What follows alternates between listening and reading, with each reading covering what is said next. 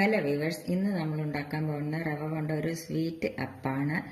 അതിന് വേണ്ട സാധനങ്ങൾ എന്തെല്ലാമാണെന്ന് വെച്ചാൽ, ഒരു കപ്പ് മൈദ എടുത്തിട്ടുണ്ട്. ഒരു കപ്പ് മൈദ എടുത്താൽ അതിന് അര കപ്പ് റവ എടുക്കണം. പിന്നെ അത് വറുത്ത റവയാണെങ്കിലും വേണ്ടില്ല, വറുക്കാത്ത റവയാണെങ്കിലും കുഴപ്പമില്ല. പിന്നെ ഒരു അര കപ്പ് പഞ്ചസാര വേണം. പഞ്ചസാര നമ്മുടെ മധുരത്തിനനുസരിച്ച് നമ്മൾ ചേർക്കണം. പിന്നെ ഏലക്കായ, 2 ഏലക്കായ പഞ്ചസാര കൂട്ടിയിട്ട് പൊടിച്ച് വെച്ചതാണിത്.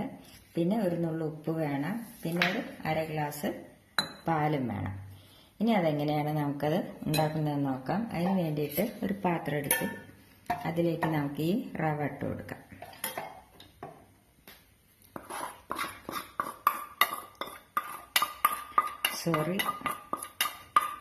മൈദയാണ് ആദ്യം ഇട്ടത്. ഇനി അതിന് ശേഷം അതിലേക്ക് നമുക്ക് ഈ റവ ഇട്ട് കൊടുക്കാം.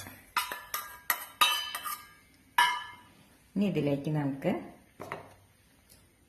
ഈ ഏലക്കായി ഉപ്പും കൂടിയിട്ടുള്ളത് ഇട്ട് കൊടുക്കാം. ഇനി നമുക്കിതിലേക്ക് ഈ പഞ്ചസാര ഇട്ട് കൊടുക്കാം. ഇത് നല്ലപോലെ ഒന്ന് നമുക്ക് മിക്സ് ചെയ്യാം.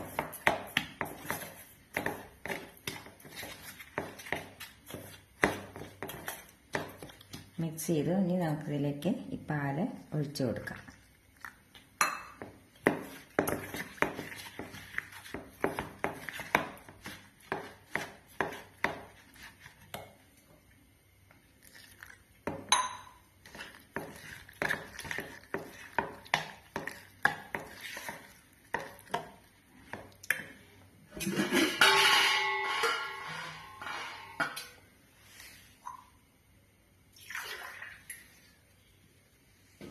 ഇതിലേക്ക് നമുക്ക് കുറച്ചും കൂടി വെള്ളം കൂട്ടിയിട്ട് ഒന്നും കൂടി മിക്സ് ചെയ്യാം.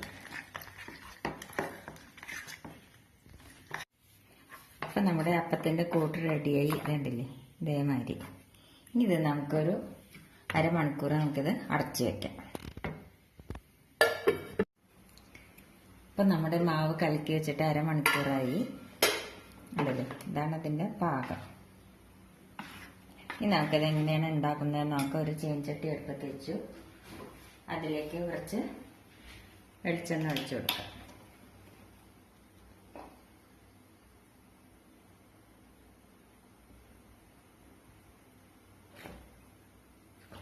എണ്ണ ഒന്ന് ചൂടാവട്ടെ. നമുക്ക് എണ്ണ ഒന്ന് ചൂടായി എന്ന് നോക്കാം. കണ്ടില്ലേ, ഇപ്പം എണ്ണ ചൂടായി. ഇനി നമുക്കിതിലേക്ക് മാവ് ഒഴിച്ചു കൊടുക്കാം.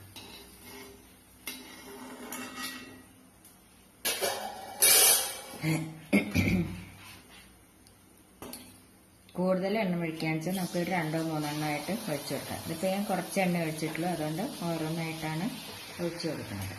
ഇനി തീ നമ്മൾ സിമ്മിലാക്കിയിട്ട് വെക്കണം.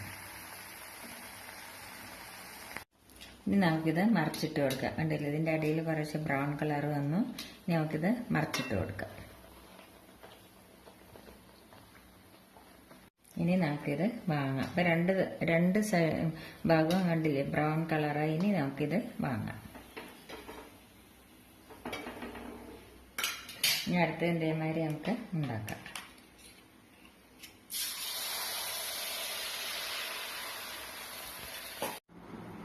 ഇപ്പം നമ്മുടെ നല്ലൊരു 4 മണി പലഹാരമായ സ്വീറ്റ് റവ അപ്പം റെഡിയായി. ഇത് എല്ലാവരും ട്രൈ ചെയ്ത് നോക്കുമല്ലോ. ഇഷ്ടപ്പെടുകയാണെങ്കിൽ ലൈക്ക് ചെയ്യാനും ഷെയർ ചെയ്യാനും സബ്സ്ക്രൈബ് ചെയ്യാനും മറക്കരുത്. Thank you.